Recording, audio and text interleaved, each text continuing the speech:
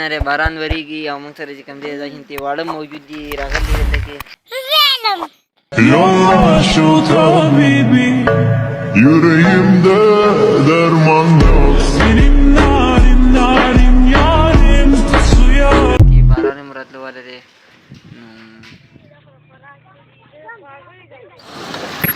السلام علیکم ورحمۃ اللہ وبرکاتہ. زیم اسماعیل صدیقی او تاسو ګورئ اسماعیل صدیقی یوټیوب چینل. ملګرو نننی ویلاګ چې کوم دی سار ټایم دی ماحول چې کوم دی ډېر زیات خپل ماحول دی او تاسو کته شئ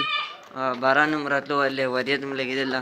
نو راځئ موږ سره چې کوم دی دا ویلاګ موږ سره وګورئ خپل ویلاګ وي او دا شین چې کوم دی باران چې نه دوړ هم ډېره زیاته شوې ده باران نشته ډېر ورځې شي دوړ هم زیاته شوې ده نو چې کوم دی بیماریان هم جوړېږي نو راځئ مخکې ځو موږ سره او دا څه شي لرلې سیالې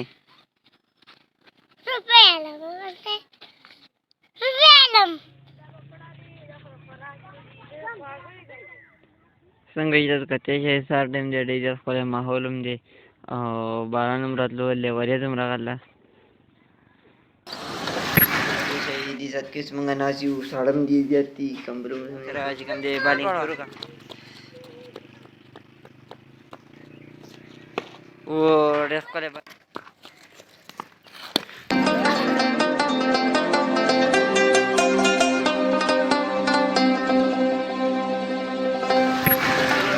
کتی شئ باران کوم دی نری نری باران شروع شو راځئ موږ سره جوبار ته ډېرمنی باران د ژمي باران شروع شو دا د ژمي چینجي چې کوم راغلي دي لکه ناستې ټوخلۍ پسې کړلي او بس نری نری باران پورې واوره هم شروع شوه دا ګورئ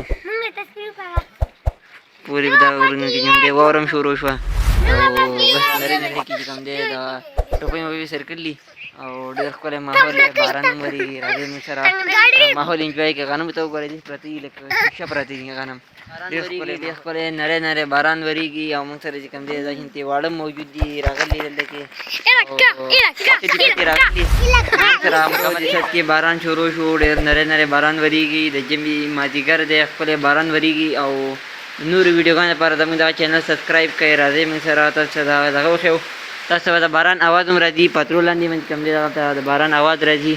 او باران ورېږي نری نری څنګه چې تاسو کتی شئ ډېر ښکلی باران هم ورېږي نری نری باران ورېږي د ژمي مازدیګر دی او شنه شنه غنم دي او دغه چې کوم دی ډېر ښکلی ماحول هم دی راځئ موږ سره دا شانتې وګورئ نو بس بارانۍ کې ستاسو لپاره ویډیو جوړو چینل سبسکرایب کړئ ویډیو لایک کړئ او مخکې ملګرو ته شریکه کړئ تاسو کتی شئ پورې په غره باندې کوم دی واوره شروع شوه او راځئ موږ سره